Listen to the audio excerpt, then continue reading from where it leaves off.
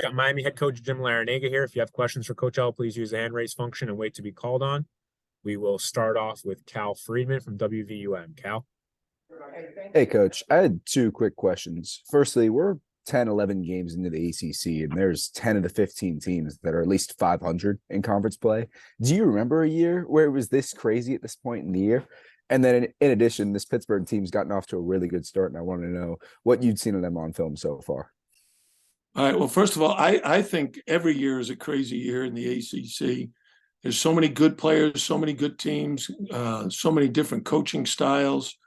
So all we do is take it one game at a time, prepare for that opponent, try to play the best we can. Pittsburgh is an outstanding team. Last night, they went 18 for 37 from three, a lights-out three-point shooting team, a lot of different weapons. They've got two very athletic big men who alternate at the five position who are doing very well. They've got Jamarius Burton, who's an outstanding two-way guard. He's strong and tough. And then Hinson and Elliott are outstanding three-point shooters. They're going to really challenge our defense. Go to Bo Healy from the South Dade News Leader. Bo? You're on mute. Okay, we'll come back to you, Bo. We'll go to Luke Cheney from All Hurricanes. Luke?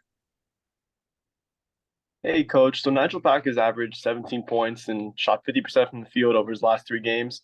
I'm just curious, how have you seen his growth with the rest of the team really elevate as the season has gone on? Well, I think everybody knows, and I've said this very often, Nigel went from being predominantly a two-guard, a shooting guard, to a point guard, and it's a huge difference in responsibility. You're handling the ball a lot more. And I think he's just getting more and more confident and comfortable at the position. The more confidence he is, the more confident he'll shoot the ball. So I think he's playing terrific basketball right now. Go back to Bo. Yeah, Jim. They took 58 shots last night, Pittsburgh, in the win over Wake Forest, and 37 from the three and 21 from the two. We're going to do anything different defending them? I hope we'll guard the three pretty well. I think they're a terrific three-point shooting team, but Jamarius Burton was their leading scorer until last night. So he didn't take that many shots. He was getting the other guys involved. So you have to be able to guard the two, but you really have to contest the three. You can't give them open three-point looks. Go to Zuby Charles from Kane Sport. You're unmuted, Zuby. Hey, Coach L. Ended that 9-game losing streak against FSU. Just how good did that feel on the road in such a big win?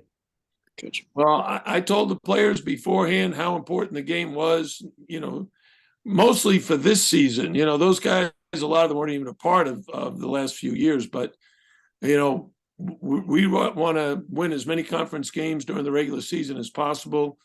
We got Clemson and Virginia sitting on top, but they're only a game or two ahead of us. So we want to be in the mix right to the bitter end. Go to Michelle Kaufman from the Miami Herald. Michelle. Hey, Jim, can you just talk a little bit? I missed the first question, so I hope it wasn't this, but just a real scouting report on Pitt, and how do you guys, how do you think you'll match up? What are the most critical areas that you're concerned with them, and how do you think your personnel matches up? Well, one of the things that Coach Capel has done at Pitt right now is he's gotten a group of hard-nosed kids who really play defense, and they do a lot of ball screening. We do a lot of ball screening. So it may very well come down to these two categories: who scores better in transition and who scores better out of their pick and roll offense. And we do match up.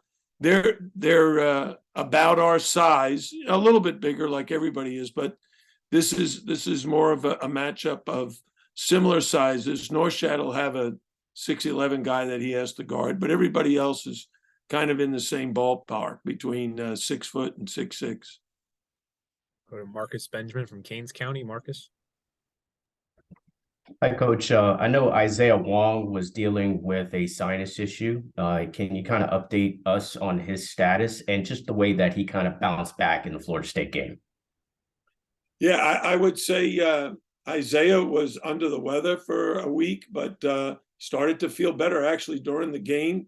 And you know that by the way he started attacking and he started making some threes. He and Nigel both had 18 points. So our backcourt was very efficient, very successful. And we need Isaiah. He's one of the best players in the league. And when he's 100%, he's a handful for the opponent to handle. Go to Jerry DePaula from the Pittsburgh Tribune Review. Jim, thanks for your time. I was wondering what you guys did so well against Florida State after Pitt had struggled a little bit against Florida State a few days previous.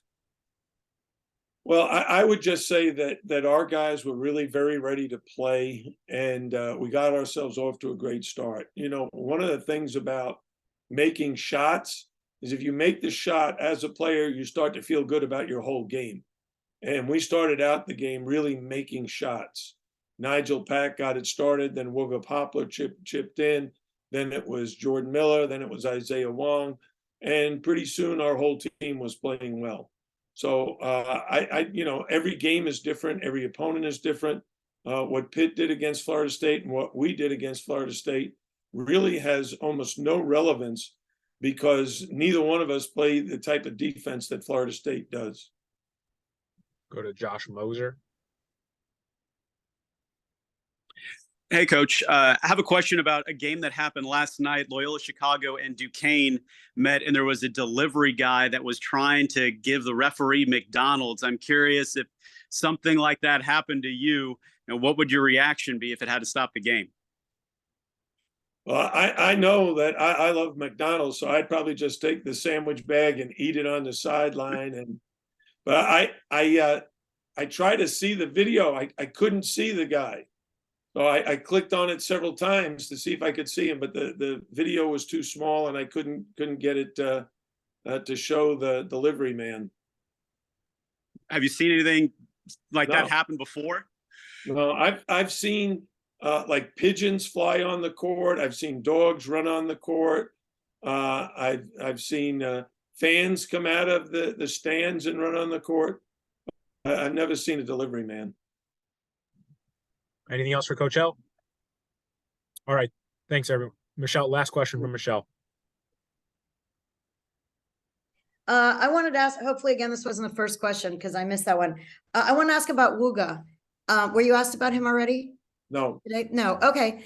Can you just talk about his role? What did you expect from him coming into the season? What does he bring? I mean, he starts and then he goes out and then he comes in. What is it that what do you think he brings and adds to the team this year? Well, quite honestly, he's taking Cam Auguste's spot. He's our starting three-man. He's our third guard.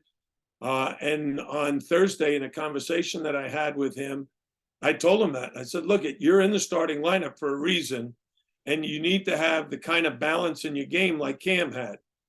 Shoot some threes, shoot some pull-ups, take the ball to the rim and get some layups, rebound, defend, share the ball. And he did all of that.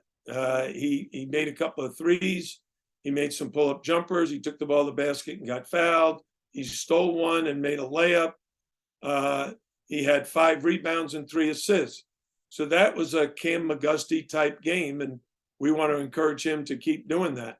I've always said our best teams are the ones that we have 5 guys in double figures. Might not be the same 5 guys every night, but we want 5 guys sharing the ball and getting into the scoring column. All right, Coach. Thank you very much for your time. Thank you. We'll have Wooga in